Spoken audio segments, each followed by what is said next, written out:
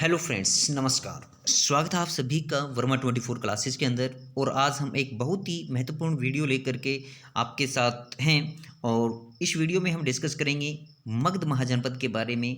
मगध महाजनपद जो है वो कैसे एक शक्तिशाली महाजनपद के रूप में उभरा, जबकि 16 महाजनपदों में और कोई अन्य महाजनपद क्यों नहीं उभर पाया।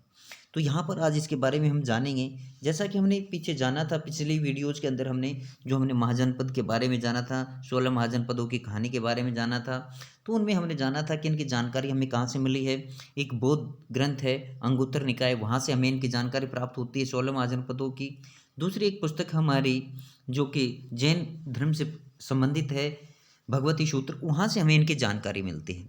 तो आज हम मगध के बारे में डिस्कस करेंगे। पूरी तरह से हमारा फोकस मगध पर रहेगा। कैसे मगध एक शक्तिशाली साम्राज्य बनता है उसके बारे में जानेंगे। तो देखिए, महाजनपद काल के दौरान मगध एक शक्तिशाली महाजनपद के रूप में उभरा। मगध ने लगभग संपूर्ण उत्तर भारत को अपने आधिपत्य में ले लिया था। मगध ने शक्ति का विस्तार, जो अपनी शक्ति का विस्तार है वो इसके ऊपर जो शासन करने वाले जितने भी राजवंश हुए हैं वो इतने महत्वाकांक्षी थे कि उन्होंने आसपास के सभी क्षेत्रों को जीत जीत करके मगध को एक विशाल साम्राज्य में तब्दील कर दिया था। तो हम एक एक करके इन सभी राजवंशों के बारे में जानेंगे, इनके महत्वपूर्ण शासकों के बारे में जानेंगे, और यहाँ पर जो महत्वपूर्ण क्वेश्चन बनते हैं उन क्वेश्चंस को कैसे पूछा जाता है वो हम जानेंगे। तो चलिए एक एक करके डिस्कस करते हैं। सबसे पहले देखिए, मगध पर कौन से वंश का शासक हुआ। सबसे पहले मगध पर शासन जो चलता है वो चलता है वृद्धरथ वंश का।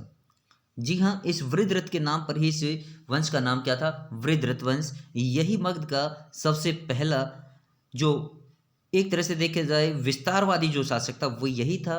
इनके वैसे मगध का जो स्थापना है, मगध को एक रूप, जो स्वरूप प्रदान किया था वो इनके पिता वसु ने किया था। किसने किया था? वसु ने किया था, वसुकार ने। इसी के लेकिन वृद्र जो थे ये जो विस्तारवादी नीति के राजा थे, शासक थे, इसलिए इनको इनका संस्थापक कहा जाता है, मगध का संस्थापक कहा जाता है। इनके समय में मगध की राजधानी क्या थी? गिरिब्रज। इसी को क्या बोला जाता है? राजगृह भी कहा जाता है। इनके बाद इनका पुत्र कौन हुआ? जरासंध, जिसका कि वर्णन हमें कहाँ पर मिलता है? महाभारत के अंदर मिलता है, जहाँ कूटनीतिक चाल से कौन, आपके श्री कृष्ण जी भीम के द्वारा इसका वध करवाते हैं। ये महत्वपूर्ण शासक हुए किससे? वृद्धरथ वंश से। आगे कौन सा वंश आता है उसके बारे में हम जान लेते हैं। ये जो वंश है हर्यक वंश। हर्यक वंश को इतिहास में किससे जाना जाता है? पितृहंता के नाम से जाना जाता है। इस वंश को पितृहंता क्यों कहा जाता है वो भी हम जानेंगे। ये एक महत्वपूर्ण वंश था जिसने मगध को शक्तिशाली बनाने में सबसे ज़्यादा योगदान दिया।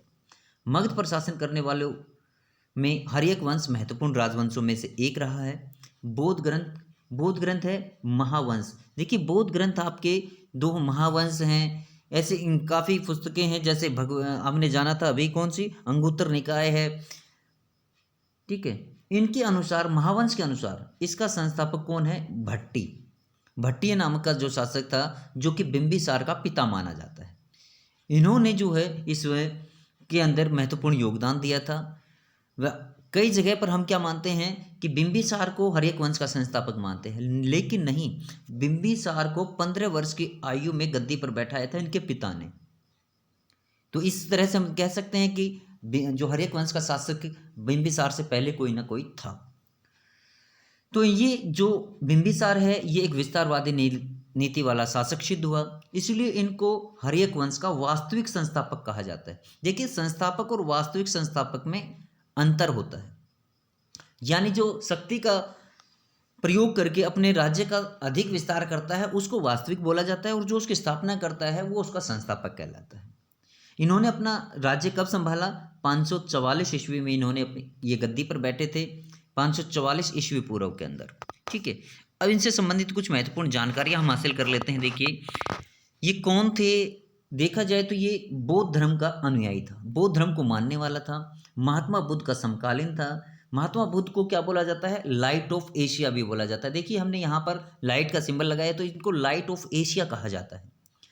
जब महात्मा बुद्ध, ये जो बिंबिसार थे। बिंबिसार के यहाँ एक राजवैद्य रहा करते थे जिनका नाम था जीवक। ये क्वेश्चन कई बार पूछा जाता है कि जीवक किसके राजवैद्य हुआ करते थे, तो ये बिंबिसार के हुआ करते थे। और बिंबिसार किस वंश का शासक था? ये बिंबिसार किसका वंश किसके थे? ये थे आपके हर्यक वंश के शासक।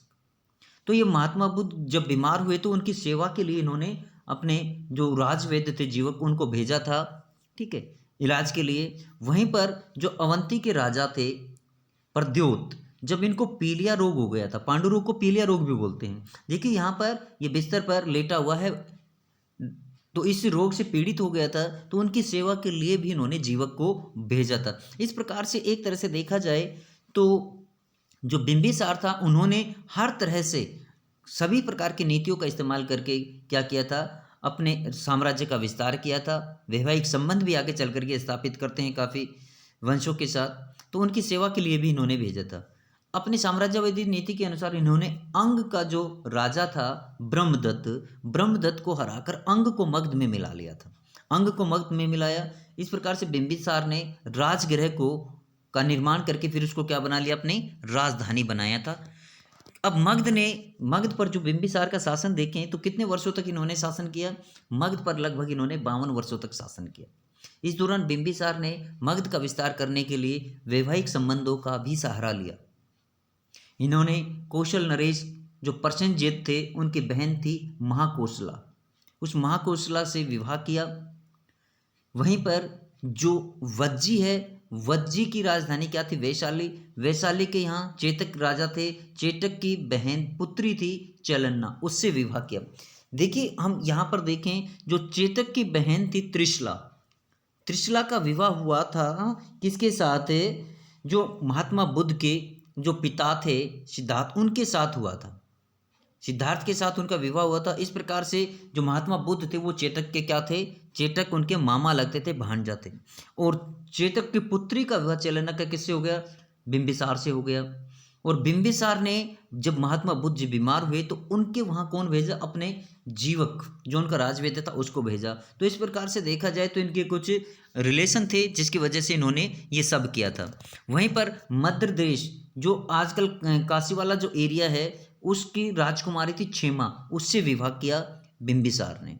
कहीं कहीं पर एक गणिका है आम्रपाली, उसके साथ भी इसके विवाह के हमें प्रमाण मिलते हैं। इस प्रकार से वैवाहिक संबंधों का सहारा लेकर भी इन्होंने अपना क्या किया? राज्य विस्तार किया था।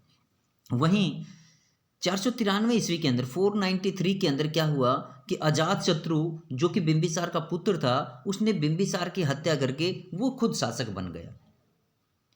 देखिए इसको पितृहंता क्यों कहा जाता है? पितृहंता का मतलब होता है अपने पिता की हत्या करके शासन करने वाला, क्योंकि इसने अपने पिता की हत्या की अजातशत्रु ने। किसकी? बिंबिसार की हत्या की। और ये किसका अनुयायी था? ये जैन धर्म का अनुयायी था। देखिए पिता जो बिंबिसार हैं वो बौद्ध धर्म के अनुयायी हैं, जबकि ये खुद क्या है? जैन धर्म का अनुयायी बन जाता है। अजातशत्रु को इतिहास में एक अन्य नाम से जाना जाता है। किस नाम से? कुणिक नाम से। किस नाम से जाना जाता है? कुणिक नाम से। जबकि इनके पिता को श्रोणिक नाम से जाना जाता है। किस नाम से जाना जाता है? श्रोणिक। बिंबिसार को श्रोणिक नाम से जाना जाता है और इनको कुणिक नाम से जाना जाता है। यही अजातशत्रु की बात करें तो ये जो इनके चेटक की पुत्री थी चेलन्ना, उसके पुत्र थे। और अजातशत्रु मगध के विस्तार के लिए इन्होंने युद्ध नीति का इस्तेमाल किया था। कौन सी नीति का? युद्ध नीति का इस्तेमाल किया था। इन्होंने अपने सुयोग्य मंत्री कौन थे? वर्षकार, या जिसको कहीं कहीं पर वशुकार भी बोला जाता है, उसकी सहायता से वैशाली को जीता था। जी हाँ, देखिए वैशाली। जबकि इनके पिता बिंबिसार ने वैशाली के साथ क्या किए थे? वैवाहिक संबंध स्थापित किए थे। और जब वैशाली के साथ इनकी शादी हुई, वहाँ की राजकुमारी के साथ शादी हुई थी, प्रसेनजीत की जो पुत्री थी उसके साथ, प्रसेनजीत की बहन जो महाकोशला थी उसके साथ जब इन्होंने शादी की थी तो इनको काशी दहेज में मिला था। और काशी से उस समय 1 लाख का क्या मिला जाता, ये आ जाता था, राजस्व वसूला जाता था। लेकिन जब इनके बिंबिसार की मृत्यु हो जाती है तो वहाँ के जो प्रसेनजीत हैं वो वापस उसको ले लेते हैं काशी को इनसे, और उसके इनका क्या होता है? युद्ध हो जाता है। लिच्छुओं के आक्रमण से सुरक्षा के लिए अजातशत्रु ने क्या किया? अपनी राजधानी राजगृह में मजबूत दुर्ग का निर्माण करवाया था। किसका निर्माण करवाया? मजबूत दुर्ग का निर्माण करवाया। यहीं पर ये इसके कुछ महत्वपूर्ण बातें थी किसकी? आपके अजातशत्रु से संबंधित। अब देखिए आगे चल करके अजात शत्रु की हत्या कर देता है उसका पुत्र उदयन। अजात शत्रु की हत्या उसके पुत्र उदयन ने 461 ईस्वी पूर्व में कर दी हुई और खुद शासक बन गया। उदयन ने क्या किया कि उदयन ने जो पाटली ग्राम है या इसी को कुसुमपुरा भी बोलते हैं, इस शहर की ने स्थापना की और इसी को आगे चल करके क्या बोला गया, पाटलिपुत्र या पटना कहा जाने लग गया और इसको अपनी राजधानी बनाया।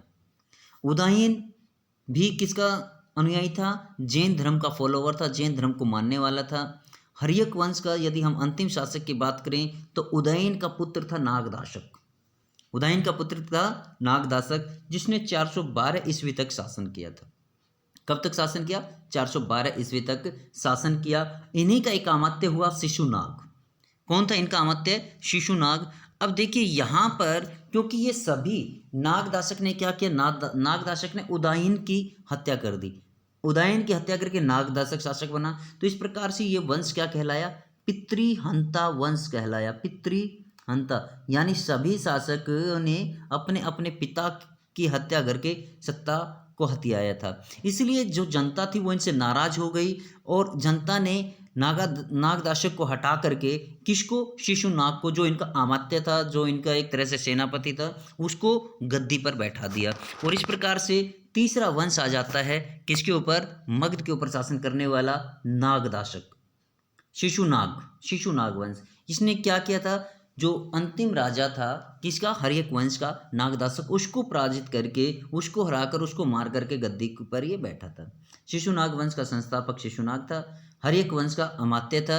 412 ईस्वी में अंतिम हर्यक वंश के शासक नागदाशक की हत्या करके अपने वंश की इसने स्थापना की थी। ये देखिए अब इसने क्या किया, शिशुनाग ने, इसने अपनी राजधानी, क्योंकि राजा को इसने मार डाला, तो इसने क्या किया, अपनी राजधानी पाटलिपुत्र से कहाँ ले गया? ये वैशाली के अंदर ले गया। कहाँ पर ले गया? वैशाली में स्थापित कर दी इसने। मगध का और अधिक विस्तार करने के लिए शिशुनाग ने क्या किया? अवंती, वत्स और जो अन्य कौशल महाजनपद से इनको मगध के अंदर मिला लिया था। ये मगध नहीं, मगध है। इनको सभी को मगध में मिला लिया था इन्होंने। किसने? उन्हें आपके शिशुनाग ने। शिशुनाग का उत्तराधिकारी कौन हुआ फिर? शिशुनाग का उत्तराधिकारी हुआ उसका पुत्र कालाशोक, जिसको कि इतिहास के अंदर काकवर्ण के नाम से भी जाना जाता है। किस नाम से जाना जाता है? काकवर्ण के नाम से। देखिए यहाँ पर हमने एक जो बातों पर, जो अजातशत्रु का समय था, अजातशत्रु के समय में क्या हुई थी? अजातशत्रु के समय में जो अपने महात्मा बुद्ध जी थे, 483 ईस्वी पूर्व के अंदर क्या हो गया? उनकी मृत्यु हो गई, उनको महापरिनिर्वाण प्राप्त हो गया। तो उसी समय इन्होंने क्या किया था? अजातशत्रु ने यहाँ पर प्रथम बौद्ध संगीति का आयोजन करवाया था वैशाली के अंदर। कहाँ पर करवाया था? राजगृह के, ठीक है, वहाँ पर इन्होंने राजगृह के अंदर करवाया था। राजगृह के अंदर किस में करवाया था? राजगृह के अंदर इन्होंने प्रथम बौद्ध संगीति का आयोजन करवाया था यहाँ पर। ठीक है, तो अब जो काकवर्ण हैं, जो कि किस वंश के शासक हैं? शिशुनाग वंश के शासक हैं। इनके समय में 383 ईस्वी के अंदर, 383 ईस्वी पूर्व के अंदर द्वितीय बौद्ध संगीति का आयोजन होता है। ये होता है क्योंकि ये अपनी राजधानी कहाँ पर ले जाते हैं? यही वैशाली से वापस कहाँ ले जाएंगे? राजगृह ले जाएंगे। लेकिन वैशाली के अंदर ये क्या कर जाते हैं? वैशाली के अंदर बौद्ध धर्म की आपकी दूसरी संगीति जो है बौद्ध सभा वो कर जाते हैं, उसका आयोजन कर जाते हैं। कालाशोक के समय ही द्वितीय बौद्ध संगीति का क्या हुआ था? आयोजन वैशाली के अंदर किया गया था। ये देखिए। अच्छा, अब शिशुनाग का जो अंतिम शासक था, शिशुनाग का अंतिम शासक था नंदीवर्धन। नंदीवर्धन, इसी को कहीं कहीं पर क्या बोला जाता है? महेंद्रनी वर्धन भी बोला जाता है। ठीक है, महेंद्रनी वर्धन भी बोला दिया जाता है इसी नंदीवर्धन को। अब ये नंदीवर्धन था, इसकी हत्या करके, इसकी नंदीवर्धन की हत्या करके एक अगला वंश आ जाता है नंद वंश। कौन करता है? महापद्म नंद ने इस वंश की नींव रखी थी। किसने रखी थी? महापद्म नंद ने इसकी नींव रखी थी। बौद्ध ग्रंथ महाबोधि वंश में महापद्म नंद को उग्रसेन कहा गया है। ये क्वेश्चन पूछा गया था कि उग्रसेन के नाम से किसको जाना जाता है? तो महापद्म नंद को जाना जाता है। पुराणों में महापद्म नंद को सर्वक्षत्रांक की भी संज्ञा दी गई है। किसकी संज्ञा दी गई है? सर्वक्षत्रांक। वहीं पुराणों में इन्हें एक राट भी कहा गया है। एक राट, एक राज का मतलब जो सभी क्षेत्रों में एक ही राजा हो, यानी इतना विशाल साम्राज्य इन्होंने स्थापित किया था। वहीं पर यदि हम कलिंग के राजा खारवेल की बात करें तो इन्होंने हाथी गुम्फा अभिलेख के अंदर कलिंग विजय का उल्लेख मिलता है। यहीं पर जो खारवेल का हाथी गुम्फा अभिलेख है, वहाँ पर इन्होंने महापद्मनंद जी ने कलिंग को भी विजय किया था, उसकी जानकारी हमें मिलती है। तत्कालीन राज्यों को जीतकर मगध को शक्तिशाली साम्राज्य में बदल दिया था किन्होंने? महापद्मनंद जी ने। महापद्मनंद का जो नंद वंश का अंतिम शासक कौन हुआ? घनानंद हुआ। यदि हम यहाँ पे बात करें, जो नंद वंश के शासक हैं वो कुल 9 शासक हुए नंद वंश के अंदर। नंद वंश में कितने शासक हुए हैं? कुल 9 शासक हुए हैं। इनमें अंतिम जो था वो घनानंद था, और घनानंद जो है जनता के अंदर अलोकप्रिय हो गया था। जनता के अंदर क्या हो गया था? अलोकप्रिय था। और अलोकप्रिय होने के बावजूद जब 326 ईस्वी पूर्व के अंदर सिकंदर जब भारत पर आक्रमण करने के लिए आता है, वो पंजाब के राजा पोरस को हराने के बाद ये आगे बढ़ता है, तो उसके सैनिक व्यास नदी को क्रॉस करने से मना कर देते हैं, क्योंकि उन्होंने यहाँ की जनता के बारे में, यहाँ के शासकों के बारे में सुना हुआ था। क्योंकि घनानंद के पास 20,000 अश्व सैनिक, 20,000 पैदल सैनिक और 3,000 ऐसे 4 घोड़ों से रथों को खींचने वाली सेना थी, और इसके पास 8,000 के आसपास हाथियों की सेना थी। तो इतनी विशाल सेना के सामने वो रुक नहीं सकते थे। सैनिक घबरा कर वहाँ से चले जाते हैं, और फिर वापस जाते समय बेबीलोन के अंदर जो सिकंदर है उनकी मृत्यु हो जाती है। मृत्यु के बारे में उसका कोई खास पता नहीं चलता, कैसे मृत्यु होती है। बताया जाता है कि बुखार की वजह से, क्योंकि वहाँ पर जब ये जाते हैं बेबीलोन के अंदर, बताते हैं कि उस एरिया के अंदर टाइफाइड या हैजा जैसी कोई बीमारी फैली हुई थी। कुछ जगह पर यह भी देखने को मिलता है कि इससे पहले भी सिकंदर को मारने की कोशिश की गई थी 2 बार जब वो युद्ध में तीर से भी बचे थे। तो इस प्रकार से कई भ्रांतियां हैं, लेकिन ये अवश्य है कि उनकी बेबीलोन के अंदर मृत्यु हो गई थी, और तब उनकी आयु केवल 33 वर्ष की थी। किनकी? सिकंदर की। इसलिए सिकंदर जो है भारत से वापस जाते समय अपनी मृत्यु को गले लगा करके जाता है। तो ना आगे देखते हैं हम, ये जो घनानंद था जनता के अंदर अलोकप्रिय था, इसका लाभ उठा करके, इसी का लाभ उठा करके चंद्रगुप्त मौर्य ने आगे चाणक्य की सहायता से मगध को जीत लिया, और यहाँ पर एक नए राजवंश मौर्य राजवंश की नींव रखी। अब यहाँ पर हम देखते हैं कि ये मगध का जो उत्थान हुआ, इसके उत्थान के क्या क्या कारण हो सकते थे वो देखते हैं। देखिए, मगध के उत्थान के अंदर महत्वपूर्ण जो कारण थे उनमें एक तो भौगोलिक स्थिति। भौगोलिक स्थिति क्या है कि देखिए, इधर से ऊपर से क्या आ रही है? इधर से ऊपर से गंगा आ रही है, इधर से आपकी क्या जा रही है? सोन नदी आ रही है, और इधर से आपकी क्या जा रही है? चंपा बोलिए, या आप इसको पुनपुन नदी भी बोल सकते हैं। और यहाँ बीच में क्या है? यहाँ बीच में मगध बसा हुआ है, और उसके साइड में नीचे क्या है? नीचे आपकी जो विंध्या पर्वत श्रेणियाँ हैं, क्या हैं? विंध्या पर्वत श्रेणियाँ हैं। तो इस प्रकार से इसकी एक सामरिक महत्व बनता है। ये एक तरह से देखा जाए तो जल दुर्ग की भांति काम करते ही ये सारी स्थितियाँ। और एक तरह से देखा जाए तो 2 नदियों के बीच का क्षेत्र है, ये 2 आब बनाता है, और यहाँ पर बहुत ज़्यादा टैक्स वसूला जाता था राजाओं के द्वारा, यानी इनको टैक्स भी अधिक मिलता था। ये भी इनकी एक महत्वपूर्ण स्थिति बनती है, जिसकी वजह से ये राज्य का विस्तार हो पाया। वहीं पर यदि हम यहाँ पर देखें, जल दुर्ग बनता था, पाटलिपुत्र एक महत्वपूर्ण व्यापारिक केंद्र बन गया था।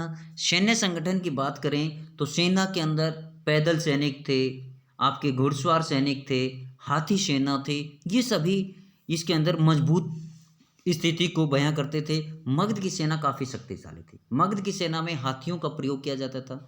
जंगलों में लोहे की खदानें थी जिनसे अस्त्र शस्त्र बनाए जा सकते थे, जबकि इन सभी चीज़ों की अन्य महाजनपदों के अंदर अनुपलब्धता थी, वहाँ पर ये नहीं थे।